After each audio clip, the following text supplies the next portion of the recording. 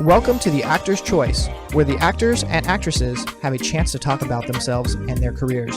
Join us now for the next hour as we explore the marvelous industry of acting by actors and actresses from today's exciting show business world. And now, direct from Hollywood, here's your host, Ron Brewington. Hi, everybody. I'm Ron Brewington, and welcome to the Actor's Choice. Roll it, Tony.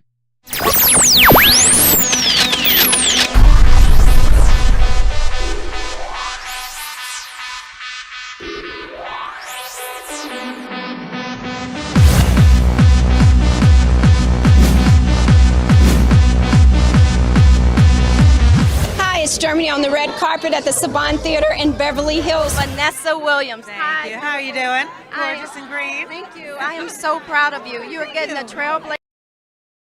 Ladies and gentlemen, my first guest today has a natural talent with a stunning presence. She's an award-winning TV personality, host, actress, producer, author, an accomplished writer known for her versatile work in a variety of film, television, and new media prospects. She has appeared on countless, I say again, countless news programs, variety, and Lifetime shows. Ladies and gentlemen, please welcome Germany Kent.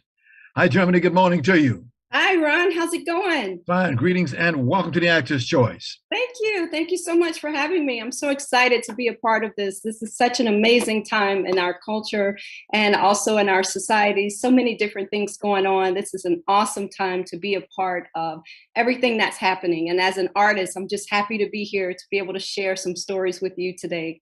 Outstanding. Outstanding. Now, before we get into it, could you please tell our audience, where are you from? Where were you born? I was born in Greenville, Mississippi, but I've lived in several different states, and I tell you, it has been quite the journey thus far. Life is good. Did I hear you say Mississippi? Mississippi, that's right. That's where my roots are. Ah. Born and raised there. Okay. I was back in Harlem. We used to have a name for Mississippi. We called it M-I, crook letter I, crook letter I, humpback I. Mississippi, as you call it.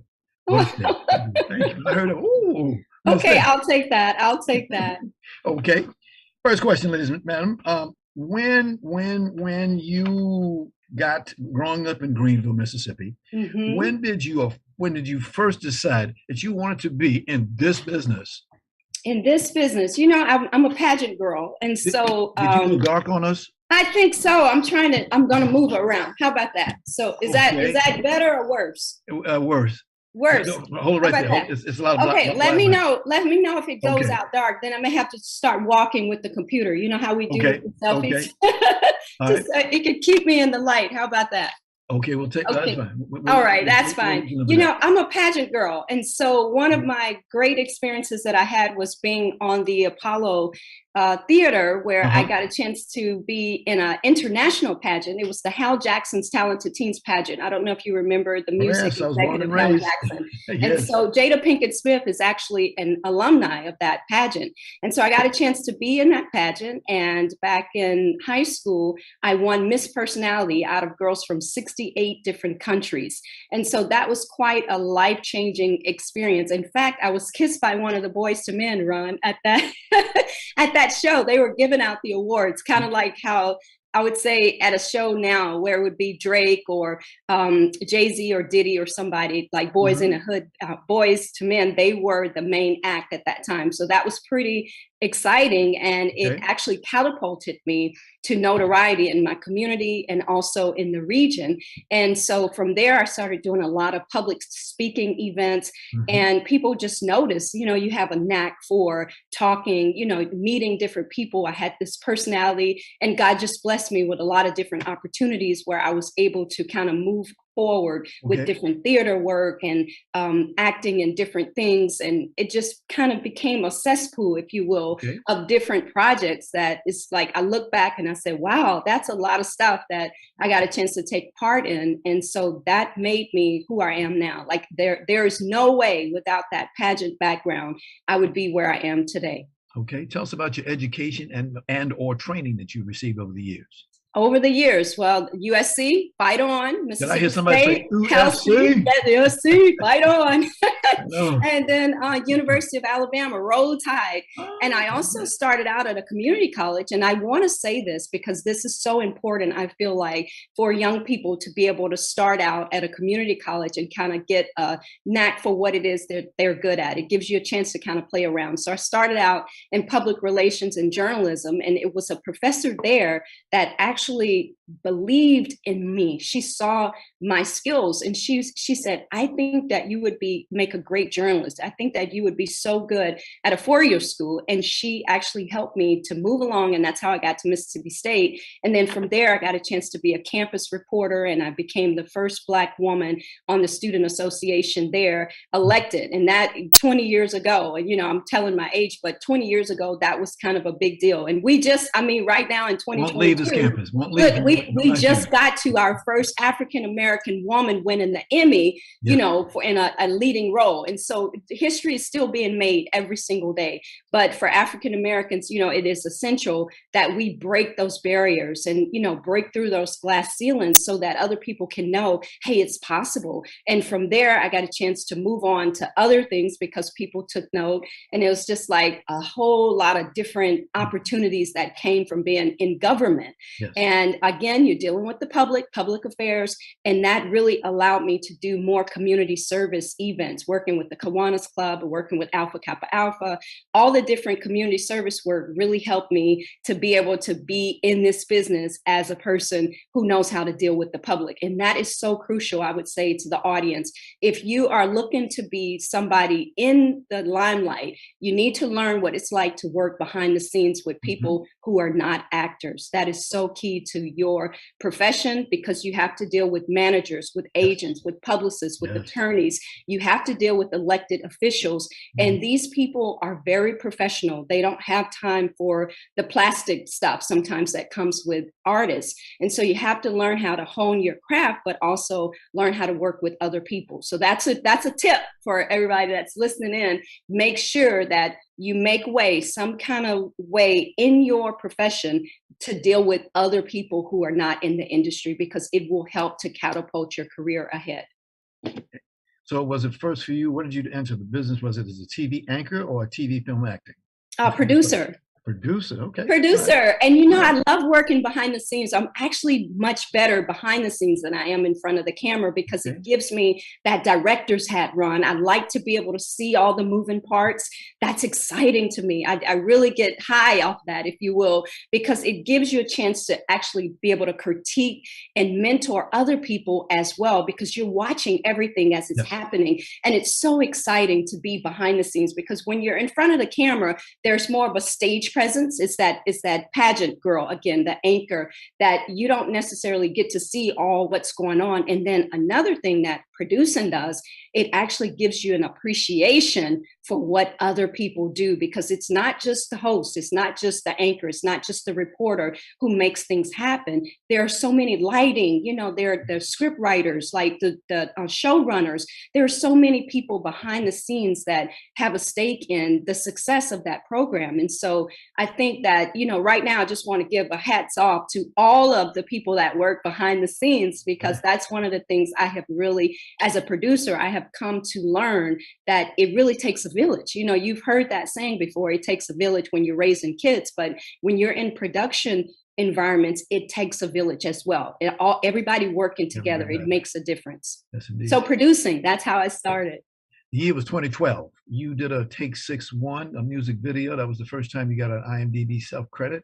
And then in the same year, you had a TV series. You did a role as a home buyer in Workaholics. That's right. How exciting is that? I like different roles. I'd like to be put in situations where I get a chance to play different characters, because sometimes people can kind of, you can get typecast, if you will. And so I don't want to just be the reporter. I don't want to just be the anchor girl. I want to be the home buyer. I want to be the drug addict. Put me in as a teacher. Make me a role where I can go in and I can make it my own and make that be believable, where people can say, oh, she really does have talent, and not, oh, well, she looks good on camera, because sometimes that can be a setback when people typecast you as one particular role, and that has to do with looks or your personality. Like, give me somebody who maybe doesn't have a personality, and let me play, a homeless person, or let me play a government official where it's no nonsense. Put me in a role where I can play Maxine Waters. Oh, I will take that today. Well, since you brought it up, in 2013, you did a movie called Graceland. You had to play the role of an addict. That's right. And Ron, that actually helped to catapult my career ahead, because people saw me in that role and they said, oh, she really can play a dark role. And so people want to see that, they want to see that you're able to bring it, if you will. And so I think when you're in a situation where you can control the narrative and be able to be more diverse, that's only going to help your career. And that's one thing that I would say to anybody who's listening. Don't get stuck in playing the same type of roles. Allow your agent and manager to have fun with it. And if they say to you, hey, I want to pitch you for this, allow them to do it, because they're good at their job. They know what they're doing. And I say that because one of my agents, he wanted me to be a sexy bartender for a Coors Light commercial run. It was a national commercial. And I was like, dear God, I said, I don't want to have cleavage out. Like, I don't want to be this sexy. Right. And he told me how much it was paying. He said, girl, I'm submitting you to this. And I got the call back. And when I got the call back, Ron, I was like, oh my goodness, they're so not going to choose me, because it was all the Beyoncés in LA were there. Like, oh my goodness, this is a whole lot of you talent. had that many in this town, did you? And I booked it. And so when I got to the set, the director said, we wanted you. It was something about you. And I was like, oh wow, just go, just be yourself. Like, when you go, just do you. You are your best asset. And so it was so amazing. And then when I look back on that, it went global. They turned it into, it started out in the US, and then they made it an international commercial. And so it was taken in different languages. And so to look back and to see that project, I'm like, you better take risks. You better learn how to do more things that are outside the box. Like, get outside of your comfort zone, move out of your own way. Well, speaking of Graceland, we just happen to have a clip. Roll it, Tony.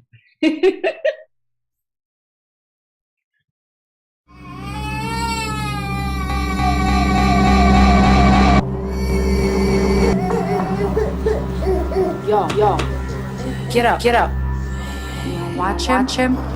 He's your kid. I'll make my friend.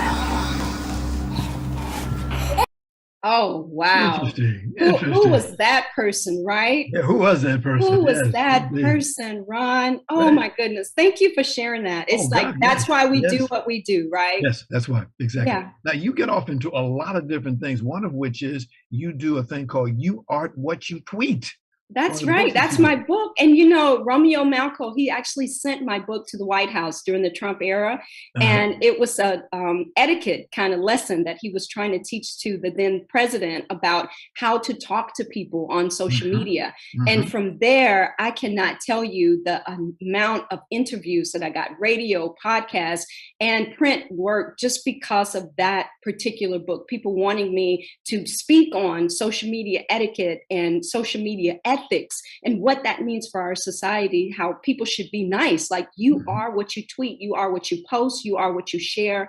And a lot of people don't understand that. And I want to say, just for everybody who's listening, the audience, the actors out there, be careful what you put on social media, because it is a part of your brand, and you cannot separate yourself from your brand. Like, you are your brand. And so you got to be careful what it is you advocate for, what it is you speak against, the people that you condemn, the people that you put down. Like, we just saw this with the cancel culture right before the pandemic with Chrissy Teigen. And I love John Legend and Chrissy Teigen, Christine Teigen. But we went through this whole thing where she was mean to someone on social media, and she paid a dear price for it. But on the other side, I thank God that she learned from it. She apologized for it. And now she's moving forward with advocacy work to be able able to speak against, ugly things that are said on the internet. And so I think that we as a culture need to really be, we just have to be alert to, it's not cool to cyberbully people. It's not right. And so you are what you tweet is my thing that I advocate for. And when I speak to youth at high schools and across the country at churches and different places, I always speak on how it's related to your brand, because there's a digital footprint out there and you have to be careful with the things that you post online. Amen. Because sometimes some stuff you see on social, it's all social. But sometimes you see people putting things on there. Who cares? That's right. That's right. You're absolutely right. Look at it. Oh, well. Ron, you're funny. Yeah. I like all your awards, by the way. I'm looking at your background. My background is just pure sunshine. It's like, this is LA. We're the city of angels. We have bright sunshine. Why people pay a premium to be here. But I'm looking at your wall of fame, and I just love it. Congratulations on everything. What you see, those stars there, I make it my business to help people get a star on the Hollywood Walk of Fame. And there's quite a few behind it. That's just a few. But we've had an opportunity over the years to be able to get a star from. They just came out with a brand new group this week. So I tell people, if you're interested, put an application in. Worst they can tell you is no. No, that's so amazing, Ron. And I love how you say I help people, because I think that when you have a platform, like the more responsibility you're given, you have to be able to help people. Like send the elevator back down. If you are blessed to be able to make it up, send that elevator back down. And so many people, especially our people, they haven't gotten the memo yet that they're supposed to help other people. And so I just love how you said that. I just wanted to bring that out. I love how you said, I help people, because that's important. Those 3 words are so important. We were able also to get a stamp from Marvin Gaye. That took 16 years to do. Wow, that's awesome. Congratulations. Once I get into something, I stay with it all through the course. That's amazing, Ron. Yep. That's awesome. But meeting people like you, that's why we're able to do this show, because we meet so many good people out there. Awesome. Just waiting to get on the show. We take them as we get them. So, well, I'm honored, and I'm honored and humble. This is a great, wonderful opportunity. Now, on the writing side, I see that you also write a bunch of handbooks. You have one called the Hope Handbook. That's right. And, that's about helping people. It's still in that same narrative of trying to help people to be the best that they can be. I like to empower people. I like to inspire people. I like to motivate people. And I've been blessed that a lot of people use my quotes. I've had corporations and nonprofits and bloggers, editors, people from all over the world are now using my quotes.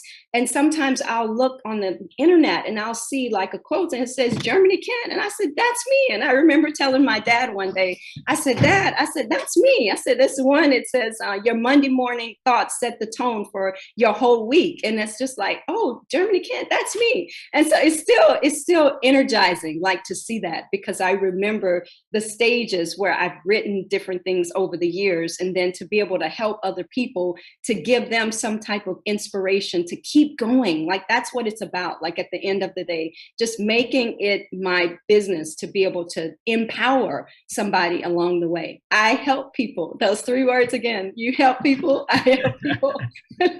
I can also call it STD, something to do. That's what. Oh, wow. Oh, that's empowering. Oh, I love that. That's how you can turn the tables, right? On that. I love it. I love that. Amazing. You brought up something about your parents. I'm sure they are very, very proud of you. Well, I'm very, very proud of them. Let me tell you. Look, my mom was the first Black and first woman mayor. She just stepped down in February of March from being a mayor. And she got real sick last year, and so she stepped down. But she had been on the city council my whole life. She was on the housing authority. She's a Maxine Waters of her area where she lives. She is that. She's the Karen Bass. She is the Holly Mitchell. She is that person. And I have so much respect for her and the things that she has done, because she is a grassroots type of person. And then my father, he just retired as an educator after 35 years, and that is a lot to do. I mean, just dealing with the different attitudes of parents and, the kids as they've changed, and then also other administrators. And I tell them, I don't have the patience for that. Like he really did a great job in his profession. And then the other side of what he did, he was a disc jockey.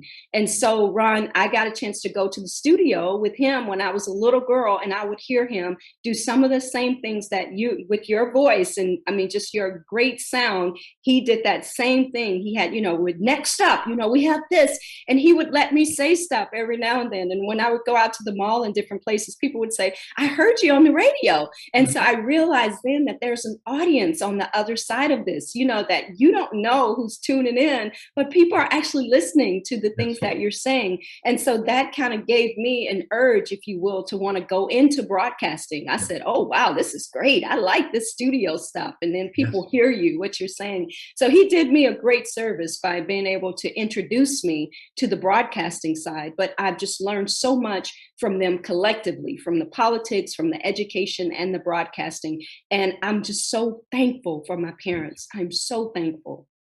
One of the things that we believe in and love very dearly is the people who call them, who are our audience. Without them, we wouldn't be able to do this. You're That's so right. That's so right. right. That's right. What has it been for you, your greatest desire for the legacy that you want to leave? Just giving back, philanthropy, being a humanitarian. At the end of the day, all this other stuff is great, but I want people to be able to say she was a person who cared about her community. Okay. You got a lot of energy. Boy, I wish I had Thank that energy. you, right? It's God. It's Woo. God. Every day when I wake up, I'm so grateful. I'm like, okay, God, what do you want me to do today? Order my steps. And I've found that as soon as he gives me the breath to get up, it's like enthusiasm comes with just knowing that today is a new day. This is not the same day as yesterday. So what are you going to do today that you're going to make an impact today? Did the light go off? The light went off again. Okay, I'm going to move this thing around. Let me see. How about that? It's how terrible, about that? It's better than nothing. Okay, how about that? Can you see me? Yeah, we can see you. We can Okay. see you. Hi, everybody. Hi, everybody. Okay, if I cut out, just let me know. Just let me know. Okay. What is something that most people don't know about you, madam? Most people don't know that I'm out in the community, Ron, that I'm volunteering. I go every single Friday to a food bank in Torrance. I'm out giving back with the Women of Prominence. We have an organization where we mentor young girls, and we are actively encouraging them to either enter the media or some form of entertainment, and we help them. We have a studio that's a 3,500 square foot studio down on Wilshire. And with that, we bring in different people. They can do their own shows, and also working with other nonprofits, allowing girls, and not necessarily only just girls. It's not limited to girls, but we found that that's a lot of who express interest, but we're open to guys too. But people helping them to get into the industry, and also do Producing Hopeful Souls, where I take people out on the red carpet and I give them a chance to be able to go out there and see what it's like to be able to cover events. And that in itself is impactful, because if somebody's saying they want to be a host, you're giving them a chance to stand there to interview a Tavis Smiley, or a Bob Barker or whatever. I have a young lady that I've mentored. She interviewed Diane Carroll before she passed away. And so now she will always have that on her resume. She was a legend, a legacy. With her legacy, it's like, whoa, phenomenal. And so it's like, it's about what are you doing today? Life's most pressing issue is, what are you doing? Like Martin Luther King said, what are you doing to help other people? I'm not really interested in your credits. I'm more interested in what you're doing in the community, that you're giving back, helping somebody to come up to where you are. That's what it's about for me. You talked about broadcasting. I just want to put a little poll in here. I teach broadcasting over at Santa Monica College. So if anybody's watching this and they want to get into broadcasting, in August, we start a 16-week class. Get you started if you really want to get into this business. That's the question I ask everybody. How bad do you want to get into broadcasting? Oh, that's good. That's good. Everybody heard me. Give me a call, 323-533-1036. 323-533-1036. Wow. That's awesome. We got time for a couple more. Just one more quick question we have. Okay. Something still on your bucket list to accomplish? Oh, wow. I think helping global organizations with the need for volunteers. I Uh-huh. would like to team up with more like women empowerment groups to promote volunteerism worldwide so that we can Yes. get more people out and actually helping in these different organizations where they can give back. And I Mhm. would love to be able to partner more celebrities in that mission to be able to help with these different organizations so that they can see how important it is to be able to be a vessel to help somebody else. Okay. We got time for one squeaker in there. Uh, this is you said you did commercials. Yes. I found one of your commercials. Roll it, What? Tony. For a computer, my first reaction was wow. Wow. You should definitely get it. Upgrade now.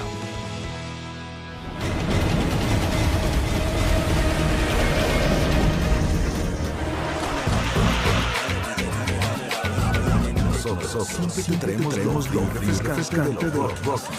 This is the once in a lifetime. You guys have the biggest chefs in your kitchen right now, making your food. And competing to see who can cook the best meal in 30 minutes.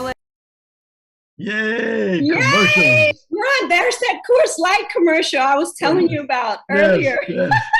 You know what the purpose of a commercial is, don't you know? What is that? To convince the consumer to go spend some money. That's what it's all Oh about. my goodness. I'm just taken back right now that you found that. That is so funny. Jeremy, I want to thank you very, very much for being our guest today. Looks Thank like you, your Ron. career is on the move. Thank you. Thank you so much for That's having my me. pleasure. Blessings for everything to come. Indeed. And we'll see you back here on the show. Okay. Thank you, Ron. Okay. Ladies and Okay. gentlemen, Jeremy Kent. This is the Actor's Choice. I'm your host, Ron Brewington. Ladies and gentlemen, we'd like to let you know that we are asking our Actor's Choice squad to help us get former baseball player Curt Flood into the Baseball Hall of Fame. Now, Curt, who passed away January 20th, 1997, was the husband of one of our wonderful guests, renowned actress Judy Pace. Now, all you got to do is contact our office at 213-349-3941. That's 213-349-3941. Ladies and gentlemen, we sincerely thank each and every one of you for being a part of this magnificent award for a great baseball player. Tony, can you go ahead and roll that video that you got right can't there? quite What's that? put your finger on it. Something about him seems familiar yet disturbing. He could be anyone, no one. He's that guy whose name you just can't remember, no matter how many times you've been introduced to him. All you remember is how forgettable he is. With his doughy, boring face and double chin blending into a generic sweater that screams, "I'm dead inside." You can't quite put your finger. Okay, ladies and gentlemen, we were supposed to have our next guest, which should have been his name is Alejandro, and he was not. I got a call this morning from his people that he is sick, not doing well. His name is Alejandro Montoya Marin, and that what you just saw is his movie that he's put out. They call it the Wrong Guy. So we're going to get him. We're going to wait till he gets back on his feet again and have him come on down and shake a leg here at the TAC. We call TAC, the Actor's Choice. Okay. So his name again, Alejandro Montoya Marin, and the name of the movie is called The Wrong Guy. Okay. All right, ladies and gentlemen. Tony, you ready? Can you go ahead and roll that tape for that next lady who said it? From that, there was a water tower that was constructed, and this was able to supply water not only to the children, but also we got water also for the use in the farm. And okay, we'll take a moment here. We'll cue up the other one. That wasn't the video we wanted to take a look at. But anyway, ladies and gentlemen, we have a film clip talking about slum living in Kenya, home to over 400,000 orphans. Now, this is one of the projects of our next guest today. She's a second-generation business owner, a writer, producer, health and wellness coach. She also founded Boomer Baby Productions and is part owner of Fox Media Group. Fox Media Group. Let me say that one more time. Fox Media Group. I know that guy, Fox. I know him very well. Ladies and gentlemen, please welcome Kelly Wright. Kelly Wright, how you doing today, lady? Another day above ground's always a good day, Ron. Always talk to you. All right. Tony, if you get a chance, if you're ready to roll it again, let me know when you're roll that front one again. Now, you have what we call an outstanding resume, my dear. It's a lot to see and hear. So please tell our audience, where were you born? I was born by the river. Yeah, go on, girl. There it is. There it is. I was born actually in Augusta, Georgia, home of I Feel Good, Richmond County, Georgia Peach. Yes, sir. When you say Georgia, that's GA. You always say GA. GA. That's it. So, given all that, because the last lady who was on before you, she came from Mississippi. So we got a lady from Mississippi and a lady from GA. Okay. So what brought you to California? What was it? Oh my goodness. When I graduated college, I actually was raised in New England, a little tiny town about right on the borderline of New Hampshire. Yes, there are lots of Black people in New Hampshire. So, but when I graduated from college, I was doing theater in college, minored in music and theater arts, and I wanted to be an actor. So I was like, go west, young woman, go west. So I came out here to Los Angeles initially to be an actor. Yes, sir. Wow. If you don't mind, I'm going to put a plug in for you. Last night, this lady gave a great little episode. You tell them what you did last night. Well, I just love, I'm a senior. And You're a I senior. I don't look like a senior, but that's God's grace. We call that senior. Yeah, absolutely. Senior. Ron, I love your voice, Ron. Ron is such great voiceovers. But anyway, gift from God. That's all it is. But so what did you ask me? What was the question? I was asking about what you did last night. You brought to have a bunch of people gathered. Oh, yeah. So I mentor and coach people on entrepreneurship. I'm part of a legacy with my mom and dad that they've had a successful business for 50 years worldwide. They live a debt-free cash flow lifestyle. So I like once a month just to add value to people. And since the pandemic run, people's mindset have changed. People have worked hard all their lives, and now they're like, why? I don't still have the life of my design. So I just talk to people sometimes worldwide on what it takes to be a successful entrepreneur and the mindset of being an entrepreneur. It's no charge. It's just adding value because it's not easy being an entrepreneur. But if you have a mentor that can guide you along the way, you will do well. So yeah, I do it once a month. I love it. Just get her and ask you, how often do you do that? Yes. Once a month. Yes, once a sir. Month. It's 12 times a year. Wow. That's we're going to skip next month because I'm actually speaking to a group of women entrepreneurs. There's going to be over 1,000 women there, and I'm going to talk about reading, and I'm going to use the manuscript Think and Grow Rich, and talk about why wealthy people read a lot. And if you want to be a successful entrepreneur, learn how to. We always say leaders are readers. So right. There were about 50 people there last night? Yeah, there was about 50 people. It was a small night, I think, because the summer's here. Everybody's traveling, which is fantastic. But yeah, I don't care if I can touch one person's heart or millions. It doesn't matter. If I can help you along the way to show that you can do it, that it takes work, but if you want to design your life, you can do it, and I can mentor and coach you on how to do it. So you'll successful. I'm interested. I didn't see but a small number of men there. What up? Well, yeah. Well, you had to leave early, but more men did come in. How many you say? More men did come in. 4 out of 50. Okay. I don't even know the number, but more men did come in. Okay. And I don't know. Why do we go to church and we see more women than men? My mom lives in a 55 plus community. Why do we see more women than men? Yeah. I don't know. These are difficult times right now where a lot of things are happening. Because I know a lot of ladies, they get together with things like you do, stocks and bonds and all kinds of different stuff. I'm saying, where's the guys? Where they at? Well, I think it takes a leader, a strong man, to step up the plate. And I always believe men should always lead men. I mean, I lead men, I teach them and whatnot. But at the end of the day, I think a man, a real man that has vision should lead men. So to answer your question, I think more men need to step up and become entrepreneurs and leave legacies for their families and their friends and change the world. Like there's a saying, how many people's lives are going to be better off, Ron, because you lived? And we just did a project on seniors rock and roll, and Ron was the voiceover. And I mean, Fox Follies, which is my husband, Ian Fox. I know him as James McCrae, but everybody knows him as Ian Fox. And he's actually finishing. He's the director of our trailer on Alzheimer's. Yes. And we're just so grateful that Ron used his wonderful voice, God-given voice. Who is it? And me? You, baby, it's you. And I'm just grateful that he used his voice to really move this along. And so we're in editing now. Ian is completing it. He was our first director for our nonprofit called Seniors Rock and Roll, and he was gracious enough. He has a Fox Follies production. I'm talking about Ian Fox. He was gracious enough to say, dear, don't get a nonprofit. Let me sponsor Seniors Rock and Roll, which was a wonderful thing for him to do. So we're very grateful. We have a great board of directors. We have a great team of people. And I don't know, I got ahead of myself talking about Seniors Rock and Roll. I mean, I'm a business owner. I help people make money worldwide. That's that's how I pay the bills. Right. Well.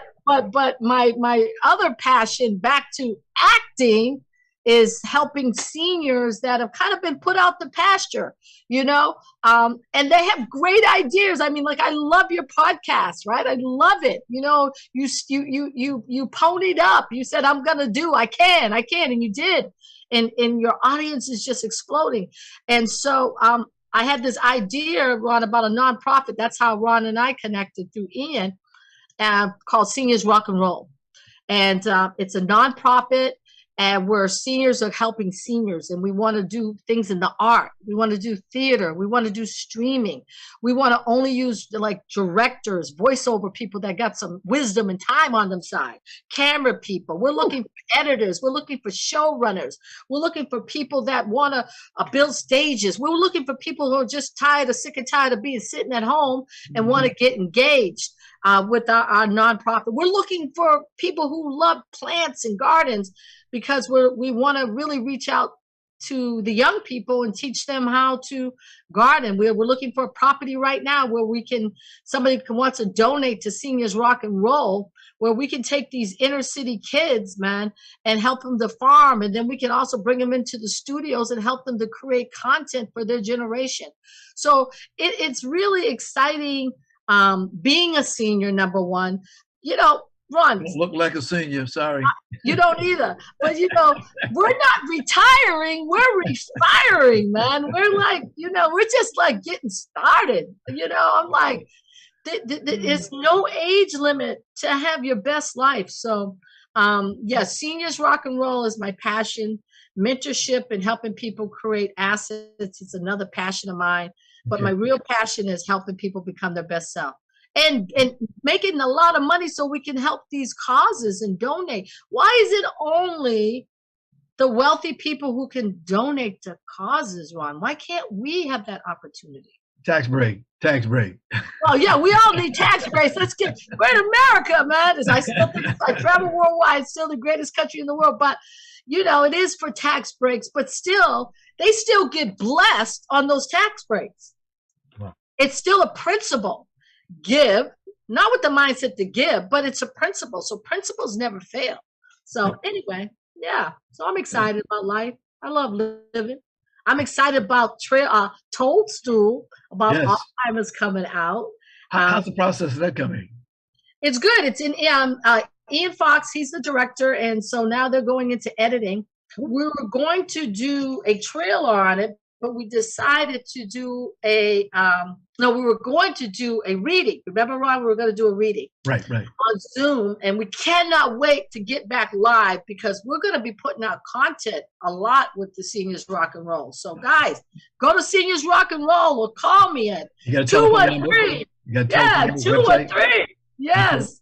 I'm going to tell you, I get so excited. 213-266-8578. Go to Seniors Rock and Roll. You don't have to just type in Seniors Rock and Roll on the internet. We come up. .com? Is that a .com? It's a .com. Yeah. You don't need the HTTP. Just seniorsrockandroll.com. But if you want to do more seniors and you got great ideas, we're trying to get a building right now. Somebody wants to. I know somebody in your listening audience wants to donate a building right? Because you need some tax write-offs. And you are a senior yourself. So call me. You know, you're gonna love this. Hot stuff, girl. We'll put you in the movies. Oh, my dear Kelly, you are something else. You know, my best is yet to come. Our best is yet to come. Yes, I am a lifelong learner. Okay. A lifelong learner. Okay. At the beginning of the show, I want to show everybody one of the projects that you're involved in. It's called the Mully Movie. Roll it, Tony.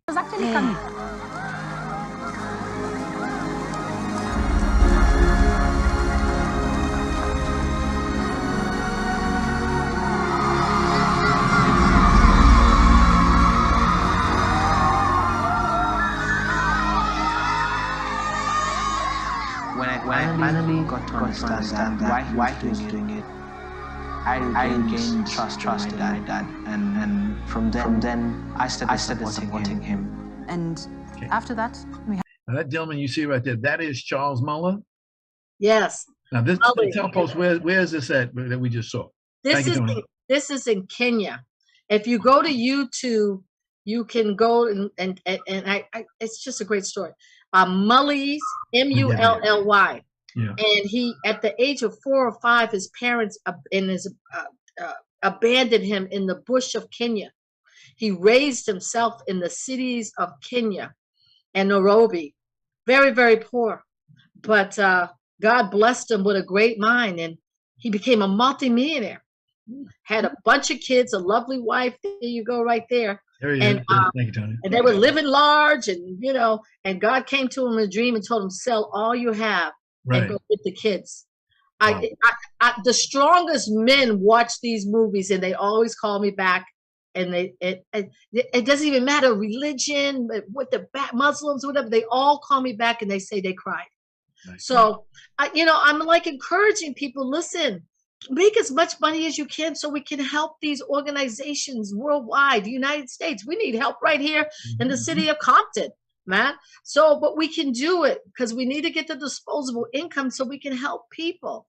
The greatest people in the world help somebody else have a dream. Right. And so, yeah, that's one of my passions. Mully's. I have another ministry in Zimbabwe that I've helped build a school. Wow. And I mean, you can't outgive God, number one. So why just give, man? You feel good when you give. So that's what I do. And we have a project we're getting ready to work on again. It's called Boomer Baby. Were you able to get that?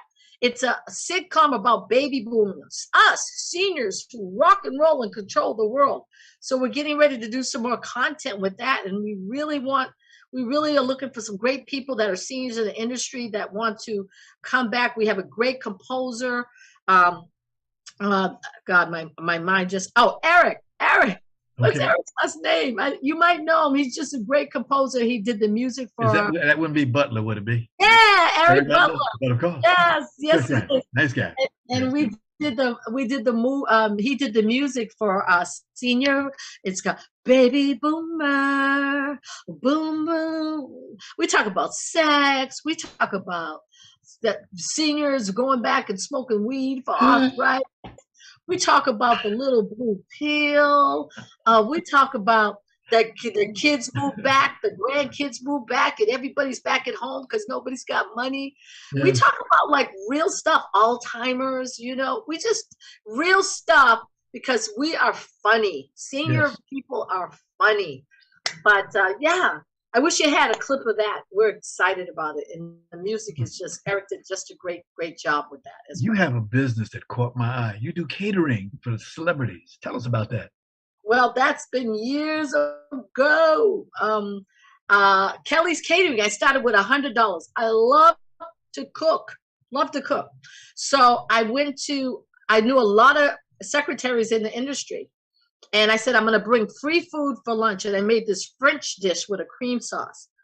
And it's absolutely, you eat it, you're like in love. Making you're me like, hungry now. Oh my God, Ron, you'll be like, but people love my food. So, and because I have a business mind, I said, you know what, I'm going to take what I know and make it a business. And so I went to all the secretaries that next week, my first gig was, and I started with $100. Okay. And I started, my first gig was the Red Cross. It was 100 doctors that met every month, and they paid me something like $2,000 for eggs and some grits and some coffee and some biscuits. And then it went from there. I met the property manager for the Godfather movies, and he hired me on Halle Berry's movie. She loved my food, and again, it's not so much of what I do. I actually just sold the company years ago. Earth, Wind, and Fire would come into town. They would ask for Kelly's Catering, Ohio Players. I got to sit in the theater, bring the food, and get a free concert. It was like the best experience ever. But it was just word of mouth, and people were just hearing about, just my company, and I got paid very, very well. It was a great experience. But the restaurant business is hard business. And so I said I couldn't do it. If somebody didn't show up for work, I had headaches. Right. So I got rid of the company. It was a blessing. And now I'm in business that I create walkaway income because business is tough, man. Yes. But yeah, I love to cook. I love Ron. When we have our first production, because you're definitely gonna be part of it. Our first theater production, I'm gonna cook for the cast, and you guys will fall in love. I'm ready. Tease me. Tell me a little bit about what food you put on a plate. Oh God! Last night, I'm really particular about food, so I go to the farm and pick up my food. In fact, I call into the farm and they deliver it to the farmers market. It's purely grass fed. They eat acorns and worms, and there's no garbage in the food. The standard American diet is actually killing people, which is a sad thing. So I try to encourage people to support local farms. Yes. So I ordered my food, and I wanted the ribs this week. And these pigs are just amazing. They're long-haired pigs. I researched. In fact, I was talking to a child one day, and I said, where the chickens come from? And they said, Albertson. I was like, shut the back door. We got a problem here. There's a problem here. And so I took a bunch of kids up to the farm in Temecula, okay, to show them that this is how you eat your food. So I got some ribs. I got some corn on the cob yesterday, organic. I got some cabbage, fresh carrots, organic. And I got my slab of ribs that are just pure. There's nothing in them. It's food that your great-grandparents ate. They lived to be 100. People are dying of all kinds of diseases because of the food. And I made some ribs in an Instapot. Took 25 minutes. You don't boil them and take all the minerals out. You throw it in an Instapot. Little tiny bit of water, apple cider vinegar, a nice sugar rub I put on it. 25 minutes, it was done. I threw them in the broiler for like 5 minutes, and that sugar was crackling. And then my family makes their own homemade barbecue sauce. I made some fresh coleslaw, some corn on the cob. Oh my God, mwah. It was delicious. Tony, we gotta get this lady back again. Oh, I can make anything. I just like really clean food. If I'm gonna serve food, I'm going to serve clean, healthy food, but I can make anything. It's a gift. My mouth is watering now as you're talking. I'm watering too, right? I'm like, time for lunch, But yeah, I just enjoy cooking. It's fun. It's a good thing to do. Yeah. But you are a wellness coach as well. Please explain. Yeah. I got hepatitis years ago. Yes. Years ago, when I was a kid. I was in Canada, Quebec. At this restaurant called the Chateau Frontenac. Okay. Chateau Frontenac. And the food was amazing, but I came down with hepatitis. And I was sick, for months I was sick. And Ron turned yellow because it affects your liver. And at that point, I said, okay, I need to take some control here of my life. And I just started studying. I went and got my nutritional licenses, and I just started studying food. And where food comes from. It's like, I love California. I could buy raw milk. Back in the day, the milkman used to deliver the milk. He had the little white uniform, remember? Yes. And it was raw milk. It was straight from the poop chute. Today, because Mr. Pasteurizer had this great idea, let's heat everything in the milk and we'll make millions of dollars and there'll be no nutritional value. And now everybody's got every kind of allergy there is because they stop eating raw milk. I tell people, don't go to the grocery store and buy orange juice, apple juice, any of that stuff. It's heated. It's a waste of money. Juice your own. So yeah, I'm about health and wellness, big time. Kelly, wow. Yes, sir. Wow. What? I'm 65. You better have a little something going on in your life after these, being on the planet. Who's 65? I'm 57. Oh man, you look great. All right. We're living longer. You know, I know how old you are, but you look great for your age. You're vibrant. You're making things happen. You're adding value to people. And I believe this, the greatest people who add value to each other will have long life. You know, so, and just take care of yourself. Well, Kelly, I hate to do this to you. We got to get out of here. The man don't pay no overtime. So I know. Thank you very much for stopping by today. I can truly say that you are a busy, busy woman. And in that vein, we say best wishes and do take care. Thanks, Ron. See you on our next project. And give my best to Fox, will you please? I will. See you, rock and roll. Oh, bye. Yeah, rock and roll. Bye-bye. I want to thank our sponsors, Harvey Raman Photography is an Art, Ron Irwin's Lose Life, The Way to Lose Weight, Larry Buford's Book to the Future, Time Travel, Message in a Capsule, State Farm agent Carla Green, and veteran actor Rob Brownstein's Actor Training School and Actor Space. And very much thanks to our guest today, actress, writer, producer, Germany Hunt Kent. And writer, producer, business owner, Kelly Wright, who you just saw moments ago. And of course, special thanks to our ever-growing audience. We say be well. See you next time.